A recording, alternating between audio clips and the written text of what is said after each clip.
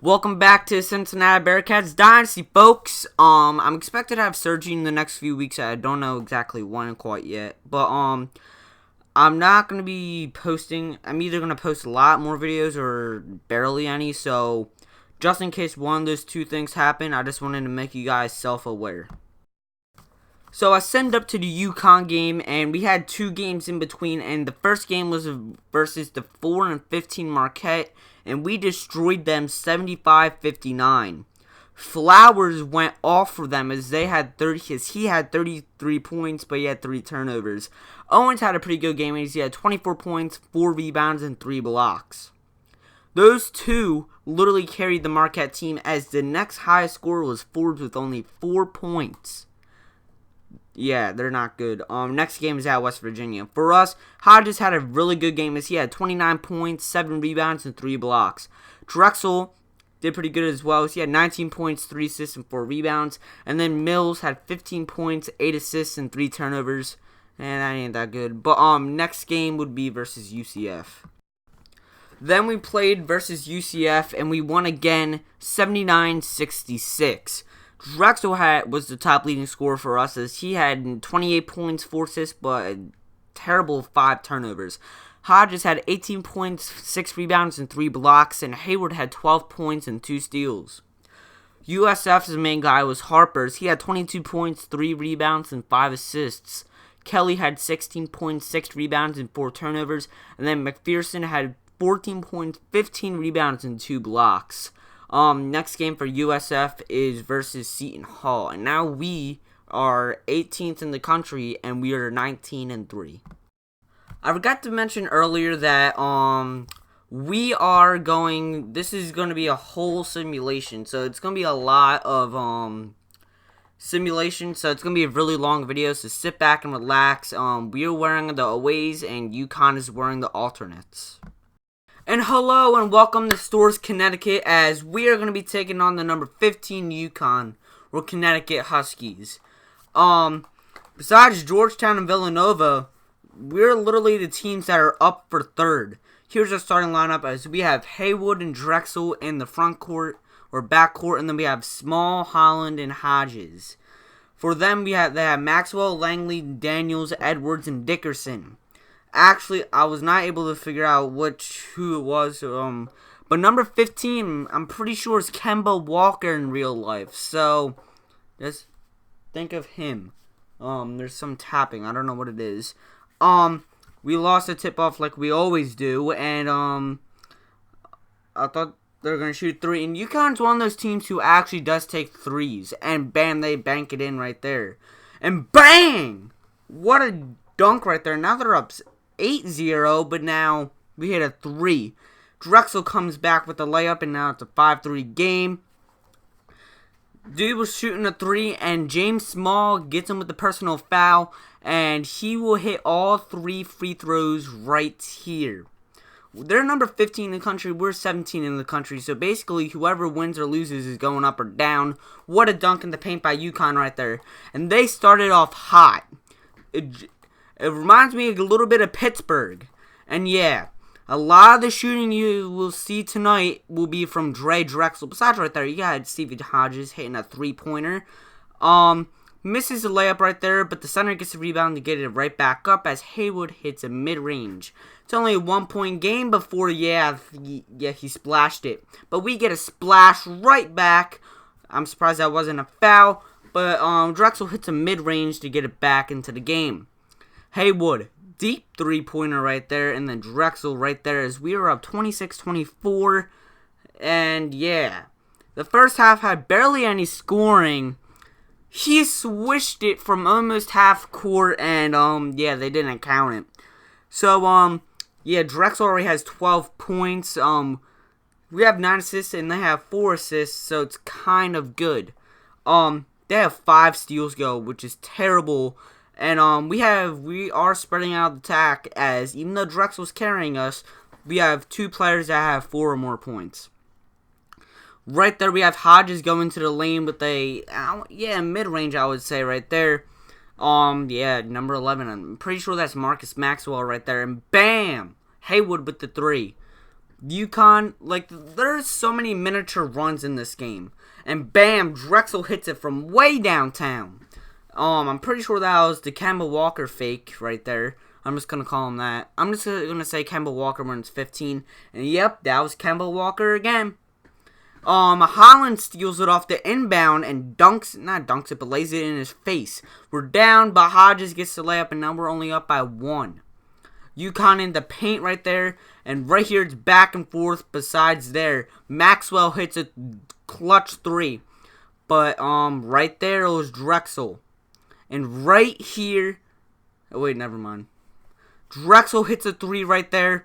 And yeah, we're trying to come back in this game. Hodges hits a 3 and we're only down by 1. And Drexel hits another 3 right there. We are up by 2. But the power forward dunks it. And we are going to try for a win. I literally thought we were down by 2 for some reason. And I shot the 3 to try the win. But then I realized, oh, it's tie game. I could have went into the paint. Nope. So going into overtime, the second overtime game this season. The first one was the crazy game versus Minnesota, as I'm pretty sure we won 80-81. I mean, we lost 81-80. The small forward gets his own rebound and puts it back into the paint. Hodges almost shot contested, but we found Drexel wide open at the 3-point line. The small forward gets hot right here, but bam, the center with the easy layup. UConn gets on a huge run right here. And they are 8-0 as of recent. Drexel has been red hot all night and is making us come back, but UConn gets it on the other end. Haywood gets a mid-range, so we're only down by 2. Drexel finds Holland cutting into the paint as Holland gets a layup. I'm pretty sure it was a small forward, and yeah, there's Kemba Walker missing a clutch shot, but the center gets his own rebound. We are down huge right now, but Drexel hits a clutch 3 back-to-back, actually, and now we're only down by 2. So with a few seconds left in overtime, Drexel hits the apparent game winner, as most people think. We are up by 1 point with 1.7 seconds left. Kemba Walker hits the buzzer beater. Yep, he literally drained a buzzer beater right in our face. Every time we go into overtime, we have not won an overtime game this year, as UConn wins this game 73-71. We have both won 19 games, but we have 4 losses. UConn has 5. Top players, it says Georgetown for some reason. My bad about that. Edwards has 18 points, 13 rebounds, and 1 block. Langley, aka Kemba Walker, had 15 points, 5 assists, and a steal. And Marcus Maxwell had 12 points, 6 assists, and 4 rebounds. The next game for Georgetown is at Louisville. For us, Drexel literally carried us for most of the game, as he had 39 points, 5 assists, and 4 rebounds. Haywood had 15 points, 3 assists, and a steal. And a few shots that I did not put on were mainly by Small hitting layups, as Small had 14 points, 4 assists, and 3 turnovers. Next game for us is at Georgetown.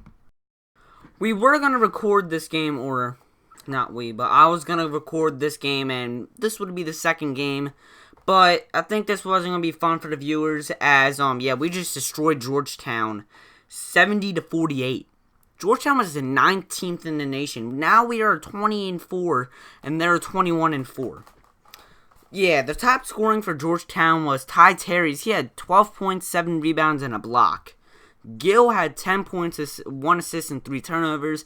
And Bridges had 9 points, 3 rebounds, and 3 blocks. For Hodges, he was the main player for Cincinnati today, as he had 32 points, 3 rebounds, and a block.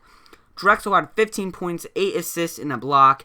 And Underwood, off the bench, had 10 assists, 2 blocks, and 2 rebounds. Next game for Georgetown's at Notre Dame, and next game for us is home versus St. John's. A very exciting game, home versus St. John's. St. John's upsetted the 17th best team in the nation, Cincinnati. St. John's won 83-80. St. John's is now 19-6, and we are 20-5. Top players for St. John's were Collins, as he had 25 points, 5 rebounds, and 2 blocks. O'Neal, as he had 22 points, 15 assists. Wow. 4 rebounds, and Lawrence as he had 16 points, 13 rebounds, and 2 blocks. Hodges had a pretty good game as he had 29 points, 10 rebounds, and 2 blocks. Holland as he had 17 points, 14 rebounds, and 3 blocks, and Drexel as he had 15 points, 8 assists, and 4 rebounds. Next game for us is home versus West Virginia. Yeah, I didn't even know that the rankings were like this. And yeah, this game went into double overtime. I really wish I had recorded this for the video, but it was just not possible. And otherwise, this would be a single video that would be 20 minutes long. This video is going to be 20 minutes long, but you know what I mean. We won a shocking game as we won 119 to 114. This game, I'm not sure if I said it, but this game went into double overtime. Top player for West Virginia was easily Erickson. He had 48 points, 10 rebounds, and 8 assists. Kirk Jr. had 25 points, 7 assists, and 4 steals. And Maynard had 24 points, 15 rebounds, but 7 turnovers. Next game for West Virginia is home versus Marquette. For us, phenomenal game by Drexel. He had 47 points, 4 rebounds, and 3 steals. If you didn't watch the Tulane game, that stat line does not look as good as something else he did this year. Hodges had we almost had 2 players that had 40 points, as Hodges had 39 points, 8 rebounds, and 5 blocks. Haywood had 18 points, 13 assists, and 2 steals. And then Holland had 11 points, 14 rebounds, and 6 blocks. Just crazy. We are now ranked 15 in the country as we are getting higher and higher into the rankings.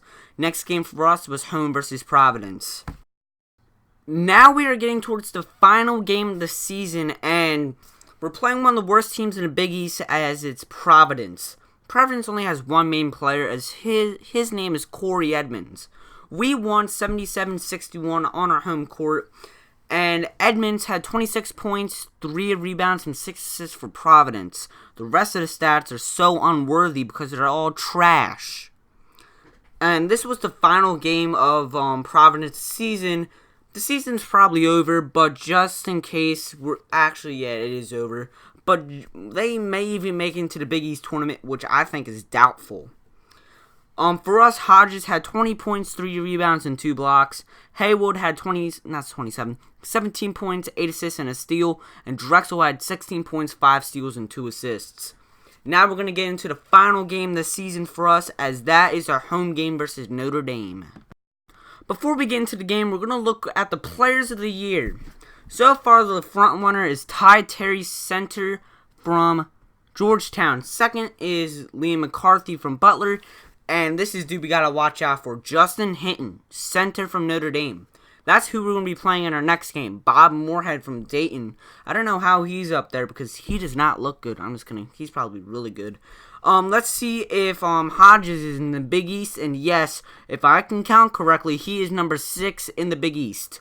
There's Richard Harper, Jamal Harper's older brother, which will be entering the NBA draft next year. My computer, it didn't even record the game. I did record the game, and, I don't know what, I lost the file, the computer corrupted or something. Like, the game wasn't even recorded. So we won 67-54, I'm so mad right now. Notre Dame was like a middle-of-the-pack team in the Big East, as now they are 14-15, and we are 24-5. Player stats for Notre Dame, Hinton, one of the top player of the years, had 17 points, 8 rebounds, and 3 blocks. Armstrong had 12 points, 6 assists, and 2 steals, and Westgate had 10 points, 5 rebounds, and 6 turnovers. They're going to be in the Big East tournament if they play. For us, you have SR, because this was senior night, and we only had 2 seniors on the team, and Devin Haywood and Ty Crockett.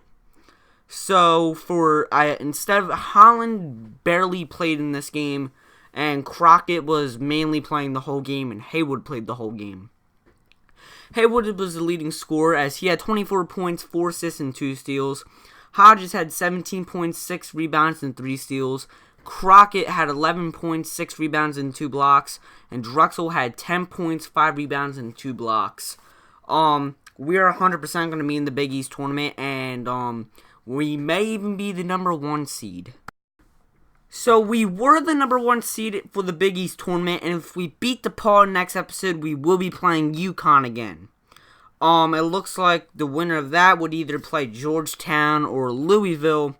Probably Georgetown. So here, looking at the top 25 poll, we are ranked number 13. Halfway through the year, we were just getting the top 25, and now we're towards the top. The bottom is Texas A&M. So next episode, we will be playing the entire Big East tournament if we advance. I'm surprised we're 13. So, yeah. So that's it for the regular season, and we're going to go into the Big East tournament, and then we're going to go into March Madness. And that will be end of the year. So, guys, I hope you enjoyed the video. Like, share, subscribe, and like always, have a good day. Peace out.